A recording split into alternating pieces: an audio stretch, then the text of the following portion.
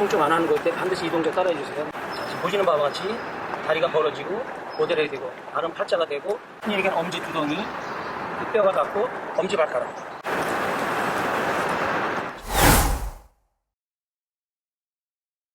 안녕하세요, 한몸TV입니다.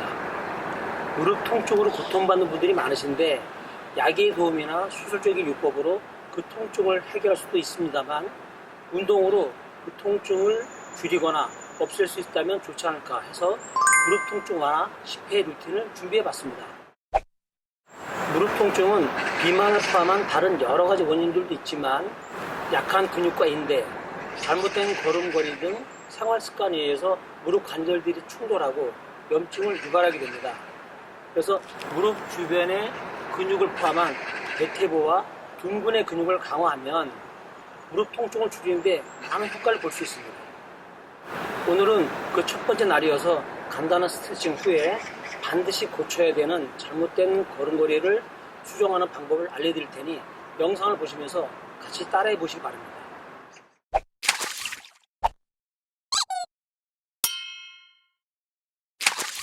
무릎 통증 안 하는 것 때 반드시 이 동작 따라해 주세요. 무릎 구부리다 펴기.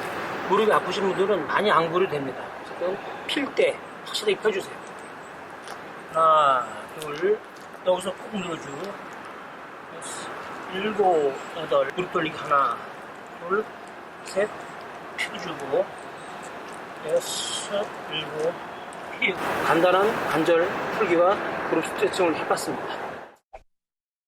오랜 기간 동안 잘못된 걸음걸이를 걷게 되면 다른 분들이 지금 보시는 바와 같이 다리가 벌어지고 모델이 되고 발은 팔자가 되고 옆에서 보시면 등은 굽게 되고 어깨도 굽게 되고 이런 형태의 걸음을 걸을 수밖에 없습니다. 그래서 지금이라도 걸음걸이를 바꿔서 이 무릎의 충돌을 완화시키고 그리고 허리를 펴고 전반적으로 굳은 자세를 유지할 수 있는 걸음을 걷는 것이 중요합니다. 그래서 지금부터 다른 거리를 말씀드리면 오른발을 처음에 내딛는 걸음으로 걸으면은 당연히 뒤꿈치 먼저 닿죠. 그리고 흔히 얘기하는 엄지 두덩이, 그 뼈가 닿고 엄지 발가락, 그리고 나머지 발가락 손으로 무게 이동을 하면 됩니다. 이 뒷다리는 역할도 중요한데 앞발이 나갈 때 뒷다리의 서해부를 완전히 펴주어서 뒷다리로 미는 힘으로 걸으세요. 물론 발은 당연히 11자로 해야 되겠죠. 이때 이제 한꺼번에 말씀드리지만 손도 중요합니다. 뒤로 많이 밀어주면 진자 운동에 의해서 밀어준 만큼 앞으로는 자연히 나오게 되어 있습니다. 그래서 뒤를 쳐주는 정도.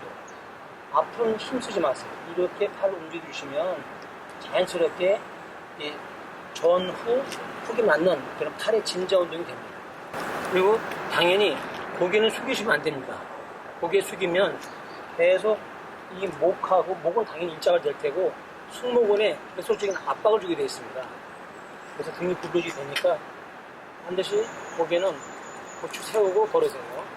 그럼 걸음걸이를 몇 번 보여드리겠습니다. 영상이 유익했다면 구독, 좋아요, 알림 설정 부탁드리며 슈퍼땡스나 멤버십 가입으로 응원해주세요. 여러분의 작은 후원이 영상 제작에 큰 힘이 됩니다.